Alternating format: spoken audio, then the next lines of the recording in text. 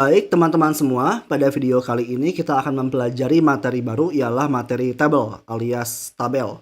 Tabel alias table.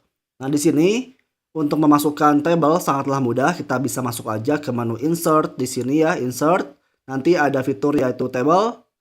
Kalau kita klik di sini kita bisa menggunakan insert table yang instan ya. Di sini ada row alias baris dan juga ada kolom.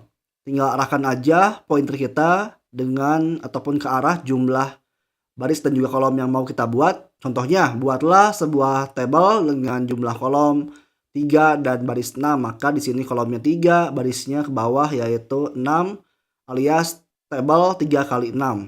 Kita klik ya. Maka akan muncul yaitu kolomnya 1, 2, 3 dan barisnya 1, 2, 3, 4, 5, 6. Untuk mengisi konten ini gampang sekali ya teman-teman, tinggal klik aja menggunakan mouse pointer di kolom mana maupun di baris mana kita akan mengisi. Contohnya, isikan baris pertama, kolom pertama yang ini, maka kita tinggal ketikkan aja misalnya yaitu nomor. Lalu isikan juga misalnya di kolom 2 baris pertama yaitu misalnya nama makanan. Dan juga kita bisa menambahkan misalnya di kolom 3 baris pertama ialah manfaat. Maka akan terisi ya nomor, nama dan juga manfaatnya. Selanjutnya kalau kita coba klik di luar maka akan hilang ya pengaturannya. Kalau kita klik kembali, tabelnya akan muncul. Menu baru ialah table design. Di sini kita bisa pilih tema dari tabelnya. Misalnya warna hijau dan sebagainya ya. Oke. Lalu juga bila mana kita ingin menjadikan yaitu tabelnya ini kalau misalkan panjang, nanti headernya ini selalu muncul di atas di page baru, maka kita bisa blok headingnya. Lalu nanti di sini ada layout ya. Ada di sini bacaan repeat header rows ya. Artinya kalau misalnya nanti barisnya sangatlah banyak sekali, misalnya ribuan ataupun ratusan, lalu di tiap halamannya itu ingin kita munculkan yaitu headingnya, maka tinggal klik aja repeat header rows ya. Oke. Lalu juga teman-teman di sini kalau misalnya mau buat baru misalnya tabelnya, kembali ya masuk ke insert table. Kalau misalnya kita buat misalnya barisnya itu 30 lalu kolomnya itu 4, maka karena di sini nggak muat, kita bisa klik aja yaitu insert table. Masukkan jumlah kolomnya, misalnya kolomnya 5 ataupun 4 ya, 4. Maaf, 4. Row-nya itu misalnya yaitu 30 misalnya, ataupun jangan terlalu banyak lah ya. 15 misalnya ya.